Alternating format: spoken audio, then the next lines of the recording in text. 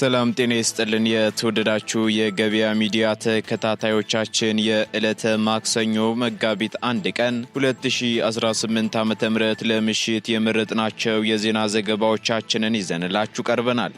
በዕለቱ የዜና ዘገባችን ላይ ደግሞ አዳዲስና ወቅታዊ ዓለም አቀፋዊ እንዲሁም ሀገራዊ መረጃዎችን አካተናል። በቅድሚያም አርዕስቶችን በመጋቢት ወር የሚተገበረው አዲሱ የነዳጅ ምርቶች የችርቻሮ መሸጫ ዋጋ ላይ ጭማሪ ተደረገ።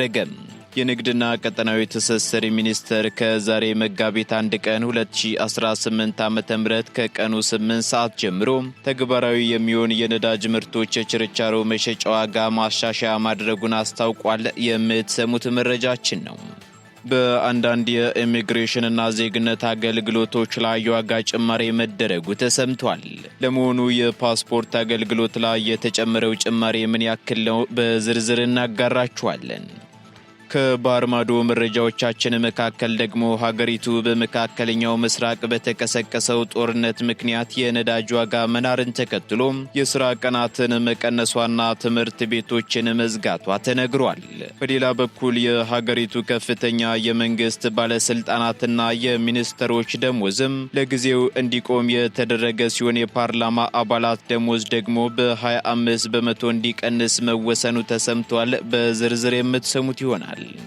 በእስራኤል ወረራ ስር የሚገኘውና የሙስሊሞች ቅዱስ ስፍራ የሆነው የአላክሳ መስጊድ ለ11 ተከታታይ ቀናት ሙሉ በሙሉ ተዘግቶ መቀጠሉን ተከትሎ ምዕመናን ሶላታቸውን በቅጥሩ ውስጥ እንዳይሰግዱ መደረጉ ተነግሯል። በተጨማሪም የእስራኤል ኃይሎች በኢየሩሳሌም አሮጌው ከተማና በመስጊዱ መግቢያ በሮች ላይ ከፍተኛ ቁጥር ያለው ወታደራዊ ኃይል በማሰማራት ወደ ስፍራው ማንም እንዳይደርስ የተለያዩ ኬላዎች ተዘርግተዋል ተብሏል። በዝርዝር ይዘነዋል። የሊባኖሱ ፕሬዝዳንት ሂዝቦላ ሀገሪቱን ሁለተኛዋ ጋዛ ሊያደርጋት እንደሚችል በማስጠንቀቅ ከእስራኤል ጋር አስቸኳይና ሙሉ የተኩስ አቁም እንዲደረግ ጥሪ አቀረቡ። በሌላ በኩል የቱርኩ ፕሬዝዳንት ረሲፕ ጣይብ ኤርዶዋን የሀገራቸው የአየር ክልል በኢራን ሚሳኤሎች መጣሱን ተከትሎ ድርጊቱ በምንም አይነት ምክንያት ሊታለፍ የማይችል ነው ሲሉ አስጠንቅቀዋል። በዝርዝር እናጋራችኋለን። የተወደዳችሁ የገበያ ሚዲያ ተከታታዮቻችን እነዚህንና ሌሎች ወቅታዊ መረጃዎቻችንን ይዘንላችሁ ቀርበናል። አሁን ደግሞ በዝርዝር ወደምንመለከታቸው መረጃዎቻችን እናልፋለን።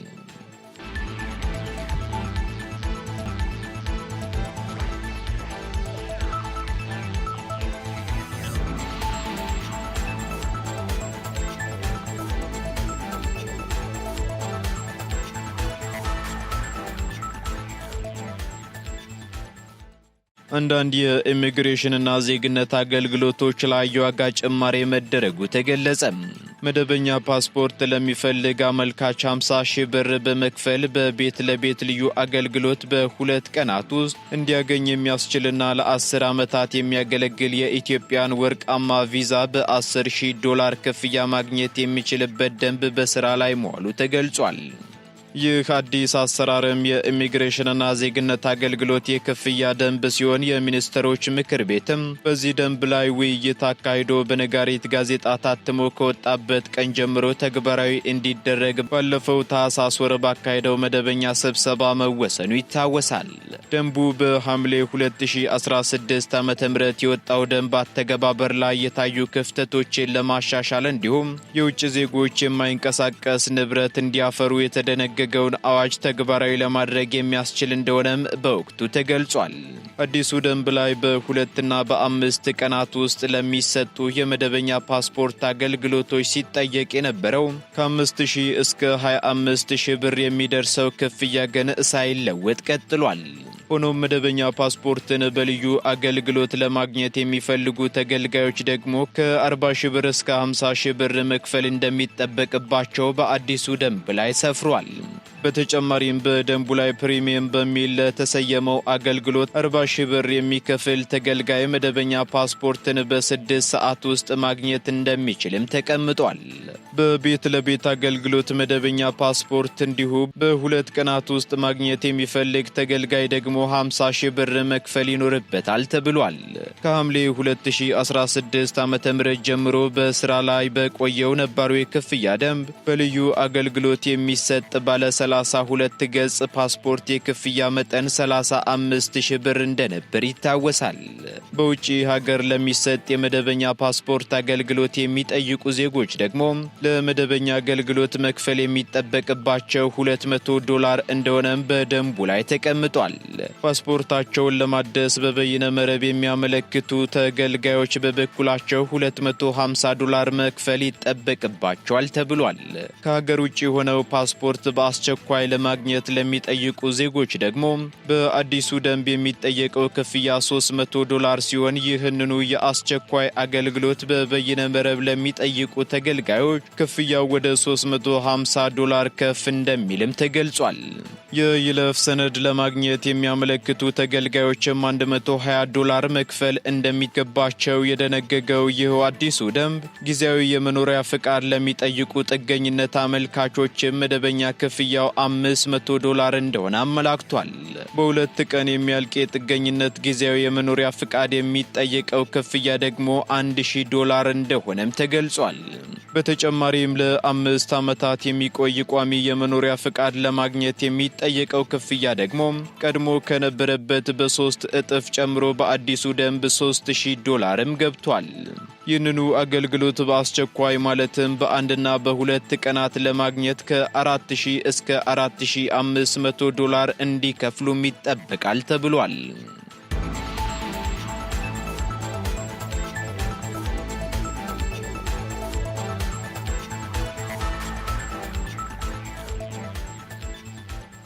በደቡብ ኢትዮጵያ ጋሞ ዞን ቦንኬ ወረዳ በደረሰ ድንገተኛ የመሬት መንሸራተት አደጋ የአንድ ቤተሰብ አባላት የሆኑ 3 ሰዎች ሕይወታቸው ማለፉ ተሰምቷል። አደጋው የተከሰተው ደግሞ በወረዳው የላ ቀበሌ ኮሬ ተብሎ በሚጠራው አካባቢ ወቅቱን ባልጠበቀ ከባድ ዝናብ ምክንያት በተቀሰቀሰ ናዳ ሲሆን በዚህ አሳዛኝ አደጋ እናትና 2 ልጆች ሕይወታቸውን ወዲያውኑ አጥተዋል የተባለው። አባወራው ላይ ደግሞ ከፍተኛ ጉዳት በመድረሱ ወደ ጤና ጣቢያ ቢወሰድም በደረሰባቸው ከባድ ጉዳት ምክንያት ወደ ተሻለ የሕክምና ተቋም መላክ እንዳለባቸው ተገልጿል። ይሁን እንጂ ከአርባ ምንጭ ጊና ቦንኬ የሚገኘው ዋና መንገድ በ2 ቦታዎች ላይ በመሬት መንሸራተት ተዘግቶ በመገኘቱ ተጎጂውን ወደ ሆስፒታል ለማድረስና አስፈላጊውን ድጋፍ ለማቅረብ ከፍተኛ ችግር መፈጠሩም ተመላክቷል። በዚህም መንገዱን በአፋጣኝ ከፍቶ ተጎጂውን ለማዳን የመንግስትና የክልል የሚመለከታቸው አካላት አስቸኳይ ትኩረት እንዲሰጡም ጥሪ ቀርቧል።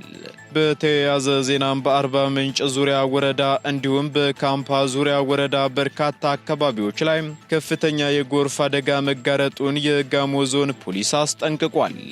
በመሆኑም በእነዚህ አካባቢዎች የሚኖሩ የህብረተሰብ ክፍሎች ተጨማሪ አደጋ እንዳይደርስ አስፈላጊውን ጥንቃቄ እንዲያደርጉም አሳስቧል።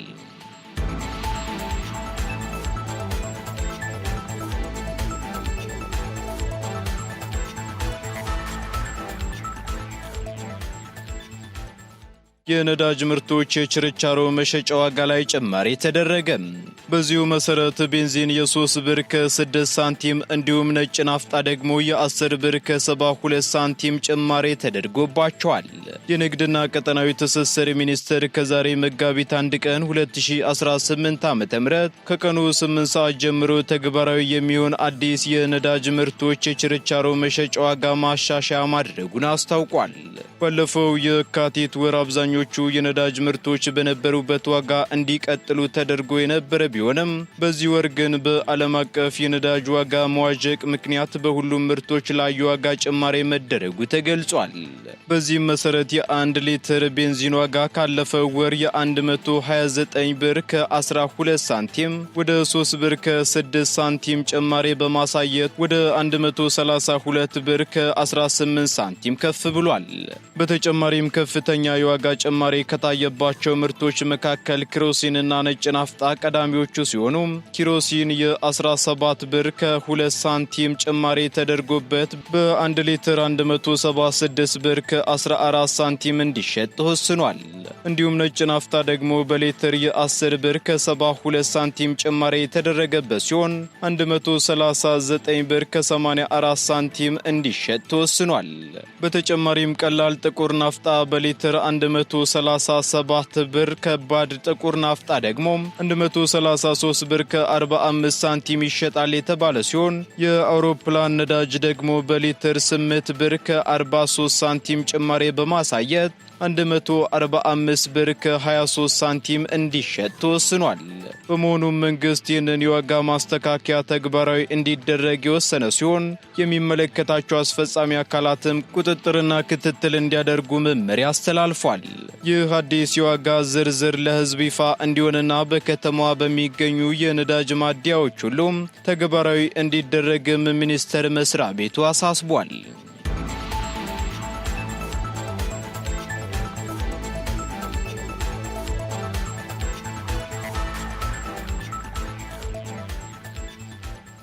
ቀጥለናል። ውድ ተከታታዮቻችን ከባህር ማዶ ወደ ያዝንላችሁ መረጃዎቻችን ስንሸጋገር ፓኪስታን በመካከለኛው ምስራቅ በተቀሰቀሰው ጦርነት ምክንያት የነዳጅ ዋጋ መናሩን ተከትሎ የሥራ ቀናትን መቀነሷና ትምህርት ቤቶችን መዝጋቷ ተነገረ። በመካከለኛው ምስራቅ የተቀሰቀሰው የኢራን ጦርነት በፓኪስታን ኢኮኖሚ ላይ ያስከተለውን ከፍተኛ ጫና ለመቋቋም የጠቅላይ ሚኒስትር ሻህባዝ ሸሪፍ መንግስት አስቸኳይ የቁጠባ እርምጃዎችን አውጇል። ጦርነቱን ተከትሎ የዓለም የነዳጅ ዋጋ በከፍተኛ ሁኔታ መጨመሩና የአቅርቦት ሰንሰለት መቋረጡም ለሀገሪቱ የውጭ ምንዛሬ እጥረት ፈታኝ ሆኖባታል ተብሏል። ይህንንም ተከትሎ መንግስት የነዳጅና የኤሌክትሪክ ፍጆታን ቀነስ ሲል በመላ ሀገሪቱ የሚገኙ ትምህርት ቤቶች ለ2 ሳምንት ዝግ እንዲሆኑም ትዕዛዝ አስተላልፏል። ዩኒቨርሲቲዎችም ቢሆኑ መደበኛ የመማር ማስተማር ሂደታቸውን አቁመው ወደ በይነ መረብ ኦንላይን ትምህርት እንዲሸጋገሩ ተደርጓል የተባለው። ከዚሁ ጋር ተያይዞ በሀገሪቱ የ4 ቀን የሥራ ሳምንት የታወጀ ሲሆን የመንግስት መስሪያ ቤቶች ከሰኞ እስከ ሐሙስ ብቻ ክፍት እንዲሆኑም ተደርጓል። ቀሪዎቹን የሥራ ቀናት ሰራተኞች ደግሞ ከቤታቸው ሆነው እንዲሰሩ በማድረግ የትራንስፖርት ፍጆታን ለመቀነስ ታስቧልም ተብሏል። በዚህም የፓኪስታን ጠቅላይ ሚኒስትር እንደገለጹት የሀገሪቱን ኢኮኖሚ ከውድቀት ለመታደግ ከፍተኛ የመንግስት ባለስልጣናት ጭምር መስዋዕትነት እንዲከፍሉ ተወስኗልም ብለዋል። በዚህም መሰረት የሚኒስትሮች ደሞዝ ለጊዜው እንዲቆም የተደረገ ሲሆን የፓርላማ አባላት ደሞዝ ደግሞ በ25 በመቶ እንዲቀነስ መወሰኑንም አስታውቀዋል። በተጨማሪም ማንኛውም የመንግስት ባለስልጣን ያለ አስፈላጊ ምክንያት ወደ ውጭ ሀገር እንዳይጓዘም እገዳ ተጥሏል። ፓኪስታን አብዛኛው የነዳጅ ፍላጎቷን ከውጭ ሀገር በምታስገባው ምርት ላይ ጥገኛ በመሆኗም ይህ ጦርነት በአጭር ጊዜ ካልተቋጨ ተጨማሪ የኢኮኖሚ እርምጃዎችን ልትወስድ እንደምትችል ተገምቷል።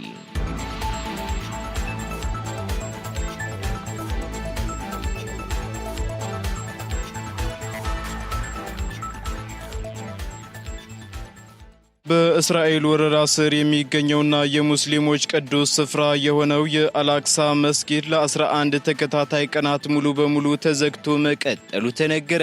የእስራኤል የጸጥታ ኃይሎች መስጊዱን የዘጉት በሀገሪቱ የታወጀውን አስቸኳይ ጊዜ አዋጅና የደህንነት ስጋትን እንደ ምክንያት በመጥቀስ ሲሆን ይህም በረመዳን ወር አጋማሽ ላይ የሚገኙ በሺዎች የሚቆጠሩ ፍልስጤማውያን አማንያን ወደ ስፍራው እንዳይገቡ አግዷቸዋልም ተብሏል። እንደ የአካባቢው ምንጮችና የኢየሩሳሌም አስተዳደር መረጃ ከሆነ ደግሞ ባለፈው ቅዳሜ ጀምሮ መስጂዱ መዘጋቱን ተከትሎ ምዕመናን የኢሻና የተራዊህ ሶላቶችን በቅጥሩ ውስጥ እንዳይሰግዱ መደረጉን ገልጸዋል። በመሆኑም የእስራኤል ኃይሎች በኢየሩሳሌም አሮጌው ከተማና በመስጊዱ መግቢያ በሮች ላይ ከፍተኛ ቁጥር ያለው ወታደራዊ ኃይል በማሰማራት ወደ ስፍራው ለመድረስ የሞከሩ አማንያንን በተለያዩ ኬላዎች ሲያግዱ ተስተውሏልም ተብሏል። ይህ በእንዲህ እንዳለ የእስራኤልና የአሜሪካ ኃይሎች በኢራን ላይ የሚፈጽሙትን መጠነ ሰፊ ጥቃት ተከትሎ በምዕራብ ባንክና በኢየሩሳሌም ዙሪያ ያለው ውጥረት ይበልጥ እየተባባሰ መጥቷል ነው የተባለው። መስጂዱ መዘጋቱ ብቻ ሳይሆን እስራኤል በምዕራብ ባንክ ላይ የጣለችው የጉዞ እገዳም አማንያን ወደ ቅዱሱ ስፍራ እንዳይደርሱ ሌላኛው እንቅፋት ሆኗልም ተብሏል። በዚህም ምክንያት በሺዎች የሚቆጠሩ ፍልስጤማውያን ሶላታቸውን በመስጊዱ አቅራቢያ በሚገኘው የደማስቆ በርና በአውራ ጎዳናዎች ላይ ለመስገድ መገደዳቸው ተነግሯል። የእስልምና ትብብር ድርጅት በበኩሉ ባወጣው መግለጫ የእስራኤልን እርምጃ በጽኑ በማውገዝ የአላቅሳ መስጊድ መዘጋት የአምልኮ ነጻነትን የሚጥስና የሙስሊሙን ማህበረሰብ ስሜት የሚጎዳ ትንኮሳ መሆኑንም ገልጿል። በተጨማሪም ድርጊቱ በቀጠናው ያለውን አለመረጋጋት ይበልጥ ሊያባብሰው እንደሚችል ያስጠነቀቀው ድርጅቱ በአፋጣኝ መፍትሄ ሊያገኝ እንደሚገባም አጽንኦት ሰጥቷል። መስጂዱ ደግሞ ለ11 ቀናት ተዘግቶ መቆየቱ ከ1967ቱ ወረራ ወዲህ በረመዳን ውስጥ ከተመዘገቡት እጅግ ረጅምና ጥብቅ እገዳዎች መካከል አንዱ መሆኑ ተመዝግቧል።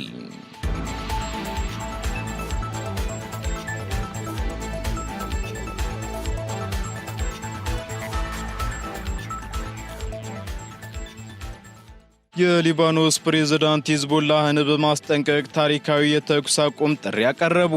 የሊባኖስ ፕሬዝዳንት ጆሴፍ አውን ሂዝቦላ ሀገሪቱን ሁለተኛዋ ጋዛ ሊያደርጋት እንደሚችል በማስጠንቀቅ ከእስራኤል ጋር አስቸኳይና ሙሉ የተኩስ አቁም እንዲደረግ ጥሪ አቀርበዋል። ፕሬዝዳንቱም የሊባኖስ መደበኛ ጦር ሂዝቦላህን ትጥቅ ለማስፈታትና በሉዓላዊነቱ ላይ ሙሉ ቁጥጥር እንዲኖረው ለማድረግ ቁርጠኝነታቸውንም ገልጸዋል። ፕሬዝዳንት ጆሴፍ አውን ከአውሮፓ ኮሚሽን ፕሬዝዳንትና ከአውሮፓ ምክር ቤት ፕሬዝዳንት ጋር ባደረጉት የበይነ መረብ ስብሰባ ሂዝቦላህ ባለፈው ሰኞ ወደ እስራኤል የለቀቃቸው ሚሳኤሎች ለሊባኖስ ሕዝብና ለመንግስት የተረጋጋ ግልጽ ወጥመድ ነው ብለውታል።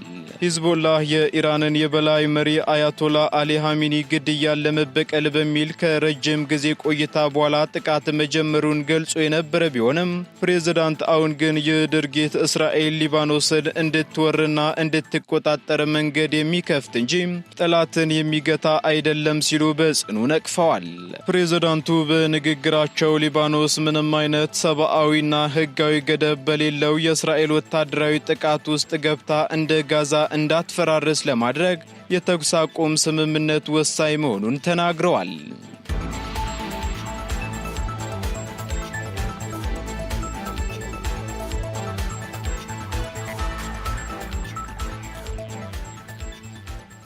የቱርክ ፕሬዝዳንት ረሲብ ጣይብ ኤርዶዋን የሀገራቸው የአየር ክልል በኢራን ሚሳኤሎች መጣሱን ተከትሎ ድርጊቱ በምንም አይነት ምክንያት ሊታለፍ የማይችል መሆኑን ገልጸዋል።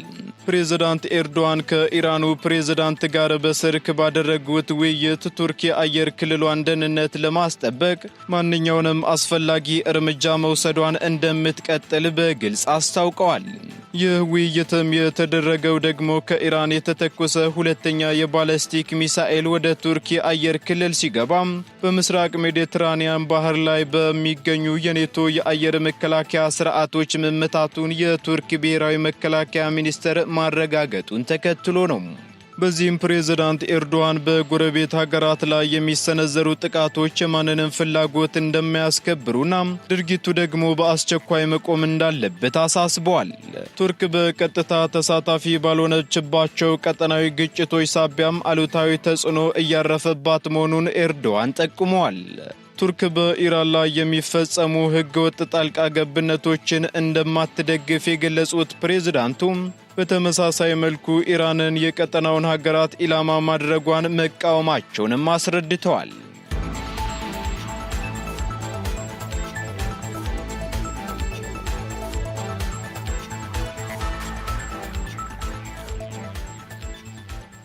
የተወደዳችሁ የገበያ ሚዲያ ተከታታዮቻችን ለምሽት ያዝንላችሁ መረጃዎቻችን እነዚህን ይመስሉ ነበር። አዳዲስ እንዲሁም ትኩስ ኢኮኖሚያዊ፣ ማህበራዊና ፖለቲካዊ መረጃዎቻችንን ለማግኘት ታዲያም የገበያ ሚዲያን እንድትወዳጁ እንጋብዛለን። ሰናይ ጊዜን ተመኘን።